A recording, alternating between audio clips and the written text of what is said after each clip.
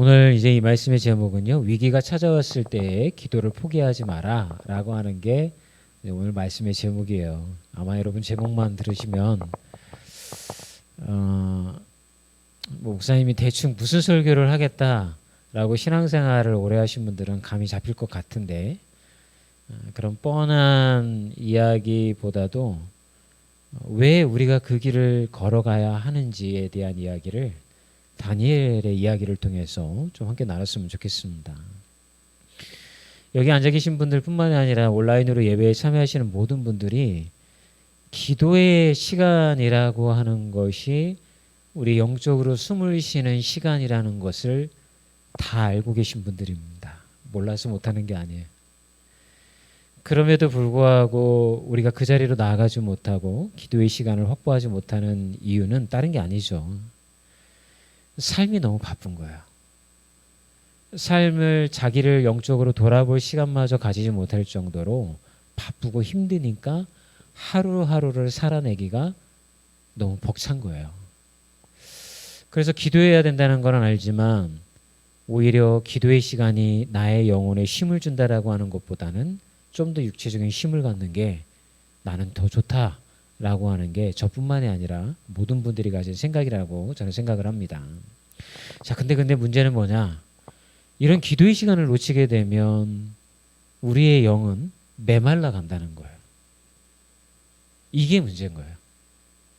그러면 영혼이 메말라 가는 거를 나중에 우리가 느끼게 되면 자연스럽게 그거를 해결하기 위해서 기도의 시간을 이제 확보를 해야 되잖아요. 그런데 기도의 훈련이 안 된 사람들은 그 시간 나와서 기도하는 게 너무 힘겨운 거예요. 그 시간을 정하고 정말 내가 망하기 일보 직전이 아니면, 죽기 일보 직전이 아니면 내가 나와서 기도하는 게 그렇게 쉬운 루틴이 아니라고 하는 것입니다. 그런데 오늘 보게 되어지면 본문에 다니엘이 기도의 루틴을 가지고 습관적으로 기도한 걸 우리는 볼 수가 있어요. 이 배경을 좀 이야기를 하면 아시잖아요. 이스라엘이 멸망을 당하고 바벨론의 포로로 다 끌려가서 그 중에 조금 머리 좋고 귀족계의 자녀들을 제대로 교육시켜가지고 써먹으려고 이 바벨론 왕이 얘네들을 높이 이렇게 좀 해줍니다. 그 중에 다니엘이 있었던 거죠. 근데 다니엘이 교육을 잘 받아서인지 기도의 루틴을 정확하게 지켜나갔어요. 그리고 하나님께서 함께 하심을 통해서 사실은 다니엘의 지위가 높아져 갔죠. 자, 그런데 이 다니엘의 잘됨이 오히려 위기가 되는 그런 통로가 되었습니다. 다니엘의 출세를 시기했던 사람들이 다니엘을 어떻게 하면 없앨 수 있을까 고민하다가 다니엘이 기도를 열심히 한다는 것을 알게 되었던 거죠. 그래서 어떤 신에게 무엇을 또는 사람에게 무엇을 기도하는지 않도록 30일 동안 법령을 만들게 이 적들이 만듭니다.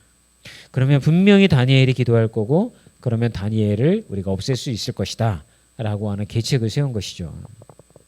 그런데 다니엘은 이걸 알고 있음에도 불구하고 이 기도의 루틴을 포기하지 아니하고 그날에도 그는 퇴근하고 나서 자기의 집으로 와서 예루살렘을 향하여 나 있는 창문을 열고 모든 사람이 다 봐도 상관없다는 마음으로 거기서 하나님 앞에 기도를 올리게 되어집니다. 이 말씀을 보게 되어지면 기도의 시간을 확보하는 게 어렵고 기도하는 게 습관에 배이지 않은 사람들이 기도하는 게 어렵다는 것을 우리가 알고 있는데, 그렇게 하려면 습관을 들여야 하는데 그 습관을 들인다라고 하는 건 쉽지 않다라고 하는 것을 우리가 알고 있다라고 하는 것이죠. 그러면 우리가 다니엘을 통하여서 배워야 될 게 뭐냐? 왜 이토록 다니엘은 이 기도를 포기하지 않았을까? 다니엘도 바빴을 테고 적들이 있다는 것도 알았을 테고 그의 일상의 삶 가운데 이미 이스라엘은 멸망당했고 바벨론에서 이미 자신의 삶은 승승장구하고 있었고 왕에게 이쁨을 받고 있었기 때문에 굳이 뭐 그렇게 유대인으로서 살지 않아도 그의 인생은 잘 될 수 있었단 말이에요. 그런데도 불구하고 이 다니엘이 하나님을 찾는 기도를 포기하지 않는 이유는 뭘까? 사실은 오늘 이 이야기를 함께 좀 나눴으면 좋겠다는 마음이 들어요. 첫 번째는 뭐냐면 다니엘에게는 이런 믿음이 있었던 것 같아요. 차선이 없는 간절한 기도가 하나님을 움직인다라는 것을 믿었기 때문에요. 여러분, 차선이 이 차가 다니는 차선이 아니죠. 이제 두 번째 어떤 선택할 수 있는 거, 이걸 이제 차선이라고 얘기를 하잖아요. 다니엘은 알고 있었어요. 자기가 기도하면 이게 발각되어질 것이고 그러면 자기는 사자굴에 들어가서 죽게 될 거라는 것을 알고 있음에도 불구하고 다니엘은 기도를 계속합니다. 근데 한번 생각해 보세요. 만약 여러분들이 다니엘이라고 한다면 어떻게 하셨을 것 같아요? 저라면 이렇게 했을 것 같아요. 그래, 지금은 굉장히 위기가 있으니까 내가 30일 동안 기도를 좀 쉬고 요 바람이 불 때는 납사가 엎드렸다가 30일 지나가고 난 다음에 다시 기도하면 되지 뭐. 하나님 다 이해해 주실 거야. 그런 어떤 생각이 들지 않았을까요? 두 번째는 또 이제 어떤 생각이 드냐면 몰래 해야겠다. 몰래. 아무도 모르게 우리 집에 햇볕도 들지 않는 아주 구석에 그리고 아무도 알아채지 못하는 시간에 내가 하나님께 기도한다고 한다면 나는 분명히 이 위기를 벗어날 수 있을 것이다. 뭐 이런 어떤 잔머리 내지는 뭐 이런 생각? 그거를 했을 것 같아요. 근데 다니엘은 제 생각에는 조금 고지식했던 것 같아요. 여러분 고지식한 사람들은 상대하기가 쉽지 않잖아요. 그죠? 자기가 죽는 거를 뻔히 알고 그럼에도 불구하고 고지식해서 그런지 자기의 기도의 루틴대로 아니면 하나님 앞에 자기가 서운했는지 뭐였는지 모르겠지만 기도를 그렇게 했던 것입니다. 왜 그렇게 했냐? 다니엘에게는 기도가 아니라 이미 기도를 통해서 기도가 자기의 생명줄이라고 하는 것을 그는 알고 있었기 때문에 그런 거예요.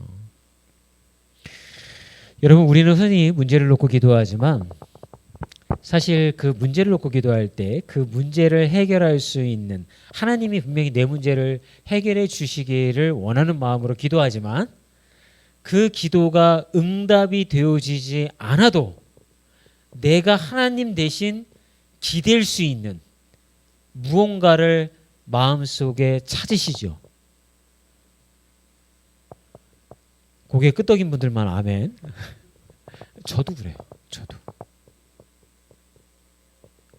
저도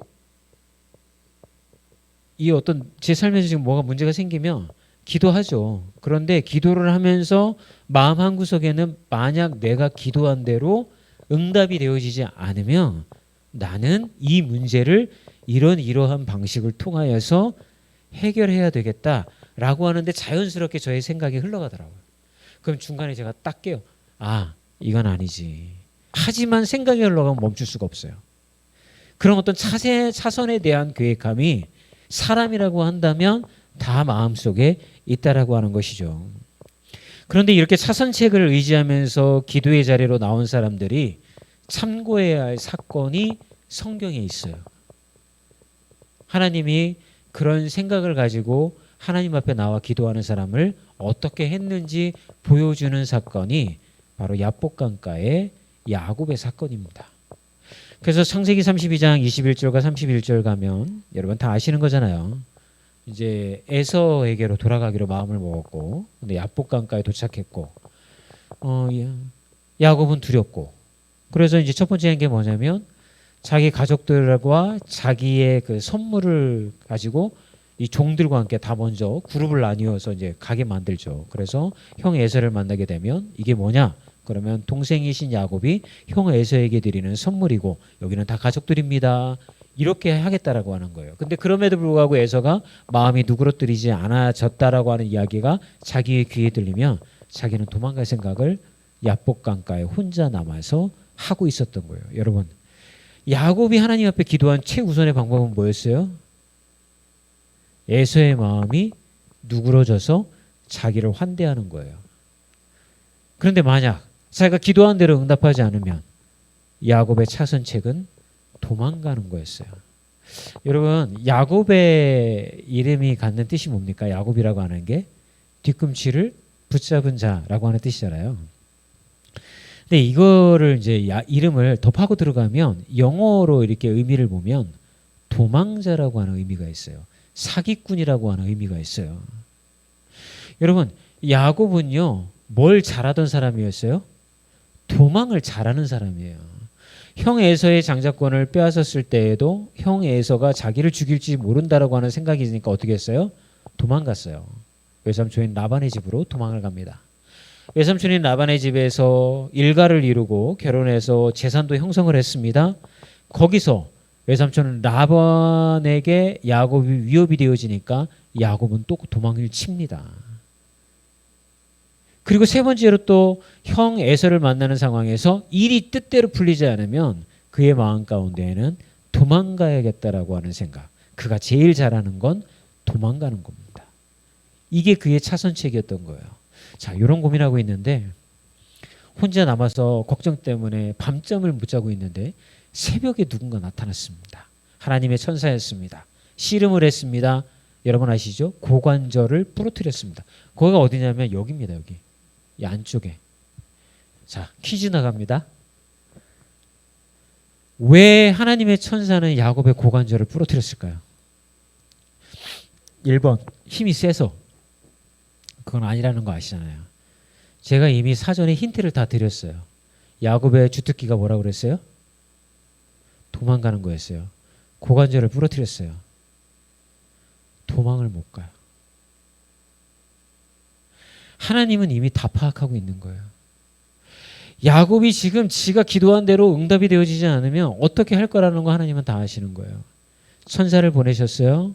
깨닫게 만드셨어요. 그의 고관절을 부러뜨렸어요.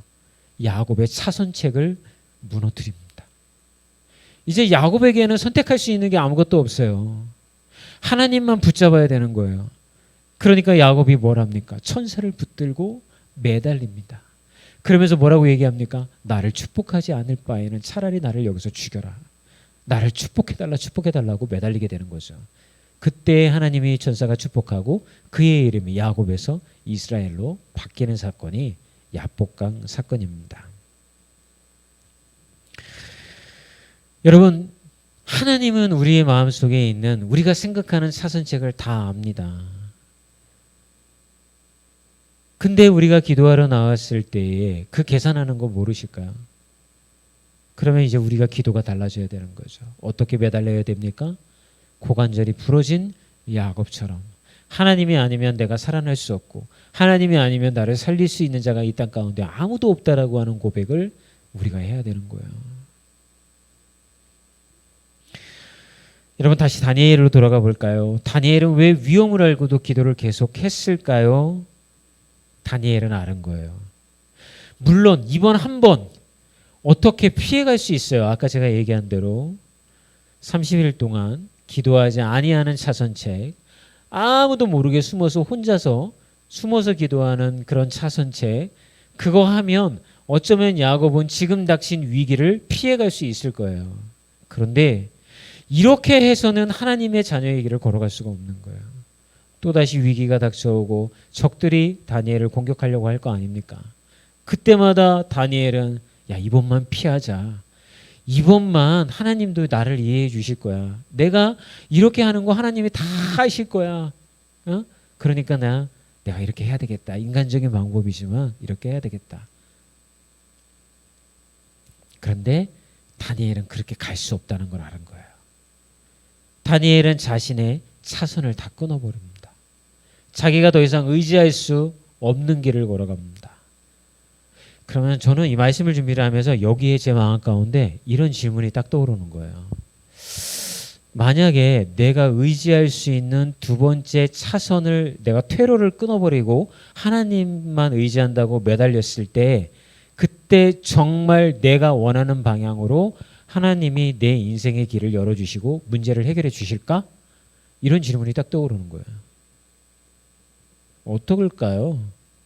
물론 다니엘이나 야곱의 예에 보면 그렇게 만들어 주셨습니다. 그런데 성경이 우리에게 요구하는 건 뭐냐면 혹시 너가 퇴로를 다 끊어버리고 하나님만 의지하고 그랬을 때 너가 원하는 방법대로 하나님이 응답해 주시지 아니하여도 그 길은 하나님을 너의 인생의 주인으로 받아들이는 신앙으로 성장하는 길이 되어진다라고 하는 거예요. 그거에 대한 예가 아브라함인 거예요. 아들 바치러 갔는데 몰랐어요. 정말 하나님이 바치라고 그러는 줄 알았어요. 정말 그건 사실이었어요. 그런데 야곱은 바로 그 경계선에서 하나님께로 한 발짝 나아간 사람이 된 거예요. 거기서부터 그가 믿음의 아버지가 된 거예요. 그 전까지는 그도 하나님을 신뢰할 수가 없었어요. 물론 이건 있었죠. 기도하면 응답해 줬어. 기도하면 나의 길을 인도해 주셨어.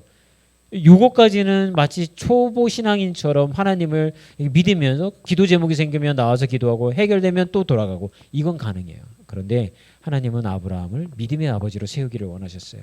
그 정도 믿음 가지고는 안 돼요. 자식을 바치는 데까지 끌고 가신 거예요. 거기서 아브라함은 과연 정말 이게 해피엔딩으로 끝날까 계산이 서지 않는 길을 그는 걸어간 거예요. 사랑하는 여러분, 여러분 안에 있는 혹시 뭐 문제나 또 내지는 걱정거리가 아마 있으실 거라고 생각을 합니다. 그럼 여러분 안에 있는 차선책은 무엇입니까?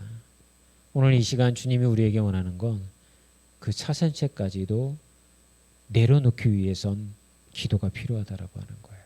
그리고 로마서에 나오는 말씀처럼 합력하여 선을 이루시는 그 하나님은 분명 내가 선택하려고 했던 의지하려고 했던 차선책보다 더 하나님의 뜻에 맞는 길로 우리를 인도해 가실 줄 믿습니다.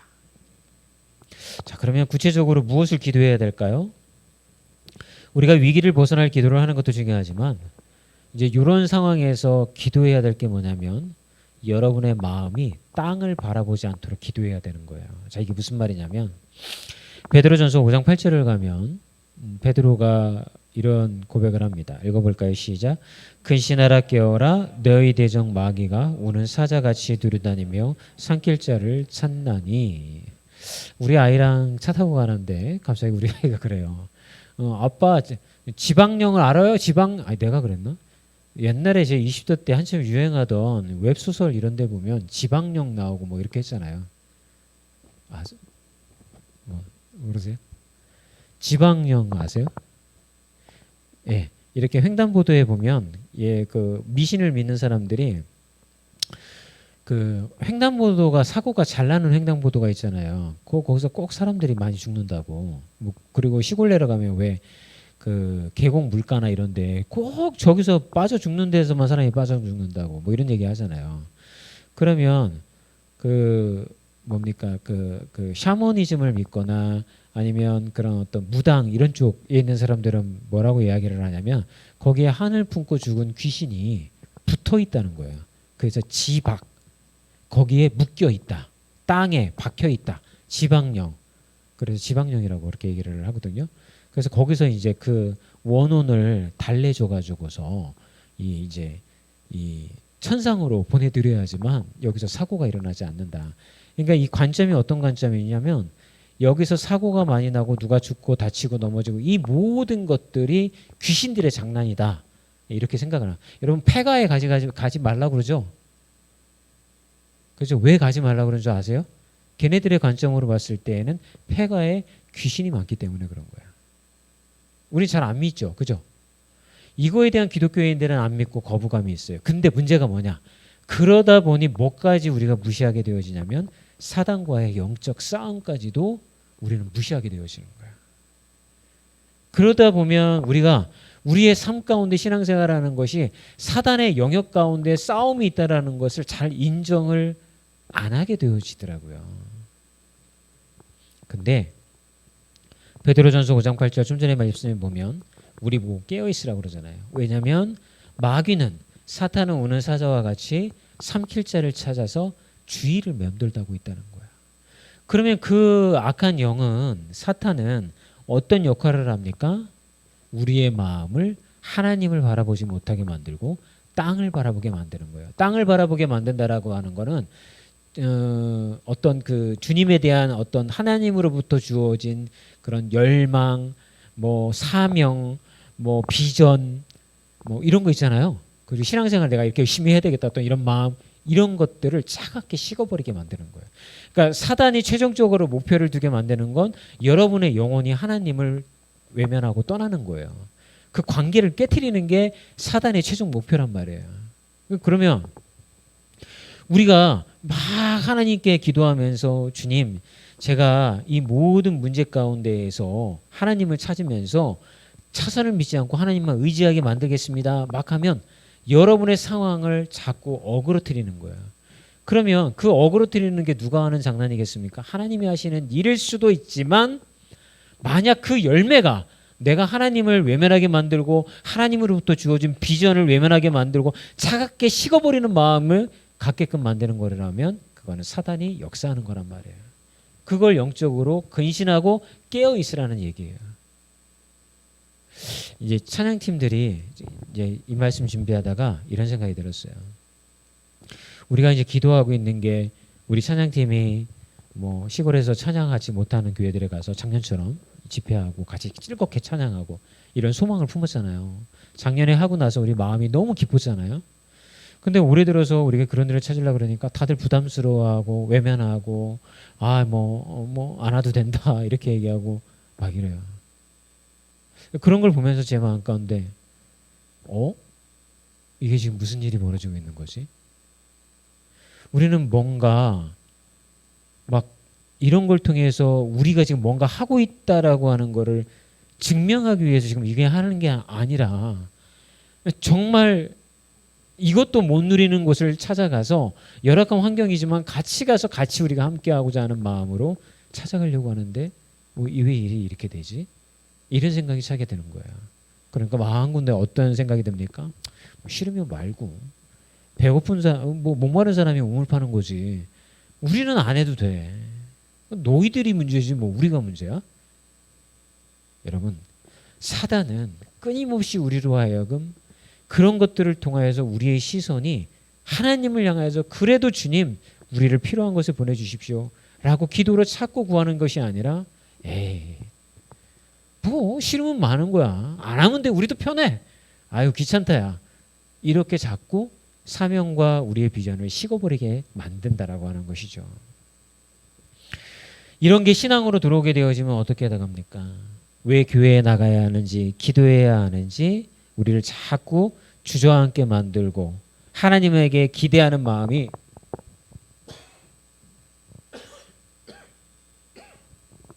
없게 만들면서 영적으로 무기력해 하게 만드는 거예요. 만약 여러분 혹시 여러분의 마음이 식고 뭔가 교회에 가는 게 싫어지고 무기력해지면요, 사단이 내 안에서 역사하는구나 그렇게 생각하시면 되는 거예요. 이게 사도 바울의 표현에 따르면 내 안에 성령이 역사하는 게 아니라 내 안에 있는 죄성이 더 역사해서 나를 삼킨 거예요. 자, 그런데 이게 그러면 정말 우리가 문제가 있어서 이런 문제가 오나? 열왕기상 19장 4절 한번 보겠습니다. 같이 읽어볼까요? 시작. 자기는 광야로 들어가 하루 길쯤 가서 한 로뎀 나무에 앉아서 죽기를 원하여 이르되 여호와여 넉넉하오니 지금 내 생명을 거두시옵소서. 나는 내 조상들보다 낫지 아니하나이다 하니. 이게 무슨 사건이냐면 엘리야가 갈멜산에서 바알을 섬기는 바알 선지자 450명하고 대결을 벌여서 그들을 다 하늘에서 불 내려가지고 다 죽였잖아요. 그죠? 그랬더니 바알을 섬기는 그 북이스라엘의 그 왕비였던 이세벨이 군사를 동원해서 이 엘리야를 죽이겠다라고 그렇게 추적을 해옵니다. 엘리야가 도망을 칩니다. 도망가다 배고프고 지쳐서 쓰러져서 이 로뎀나무라고 하는 시냇가에서 그가 쓰러집니다. 거기서 이런 고백을 하는 거예요. 주님, 이제 다 됐습니다. 저 데려가세요. 전 죽어도 여한이 없습니다. 완전히 탈진해가지고 이런 고백을 지금 하고 있는 구절이 좀 전에 읽으신 고백이라고 하는 거죠. 자, 그런데 이 영적 탈진과 무너짐이 언제 찾아왔다고요? 갈멜산 사건 바로 다음에 찾아왔다고요. 그러니까 우리가 신앙생활 하잖아요. 그러면 특히 앞에서 이제 자꾸 찬양팀만 앉아 있으니까 찬양팀을 예로 들 수밖에 없어. 이제 미안해요. 목회자도 똑같은 거야. 뭔가 내가 영적으로 뭔가 하나님의 일을 하고 있는 사람들, 그러니까 앞에서 찬양을 인도하고 회중들을 끌어가고 말씀을 전하고 그들의 영을 위해서 기도하고 이런 사람들은요, 사단이 역사하면 영적 탈진을 쉽게 경험하게 되어지는 거예요. 우리가 생각하는 거는 내가 이렇게 기도하여 이런 큰 열매를 맺어가고 내 마음에 하나님이 주신 기쁨이 이렇게 기쁘기 때문에 너무 좋은 거야. 내가 이렇게 하나님 앞에 쓰임받고 있다는 사실 때문에 내 안에 그 기쁨은 뭐 세상의 기쁨보다 크죠. 자, 그런데 그 다음에 주변의 환경이나 여러 가지 여건들이 나를 힘들게만 하는 사건들이 벌어지게 되어지는 거야. 그러면 어떻게 되냐면 이상하다. 나는 분명 하나님 앞에 쓰임받고 이렇게 기쁨이 충만했었는데 난 지금 왜 이렇게 차라리 죽고 싶은 마음이 들 정도로 우울감이 찾아오고 이건 내 길이 아닌 것 같고 나 지금 뭐 하고 있는 거지? 이런 때가 찾아온다라고 하는 거예요. 그럴 때에 여러분 기도의 자리가 필요한 거예요. 대적하여 싸워야 되는 거예요. 이 기도의 시간이 바로 그 대적하는 시간이 되어지는 거예요. 그걸 깨닫는 시간이 되어지는 줄 믿습니다. 자, 이제 여러분들에게 묻고 싶습니다. 여러분이 가지고 있는 영적 차선책은 무엇인가요? 그걸 의지하기보다는 야곱처럼 하나님께 매달리십시오. 그리고 매달렸던 야곱을 살리고 에서와 함께 평안을 누렸던 기도의 결과를 기대해도 됩니다. 우리 기대합시다. 그리고 땅을 바라보면서 낙담했다고 한다면 그 시간도 기도해야 될 시간이 찾아온 겁니다. 그렇다고 한다면 영적으로 우리 싸웁시다. 그래야 해서 우리가 하나님 앞에 영적 군사가 됩시다. 그러면 이미 사단은 예수님으로 인하여서 패배한 존재예요. 저 사람은 진다고요. 아니, 지는 존재라고요. 그렇다고 한다면 예수의 이름으로 명하면 다 무너집니다. 왜 이런 말씀을 드리냐면 아까 서두에 말씀드렸던 것처럼 저는 우리 교회가 영적으로 그냥 영적 힘이 있는 교회 말씀처럼 이것뿐만이 아니라 사실은 기도의 불이 타올라야 되는 거예요. 삼겹살 구울 때 여러분 그 불꽃을 어떻게 일으킵니까? 누군가 타야 되는 거예요.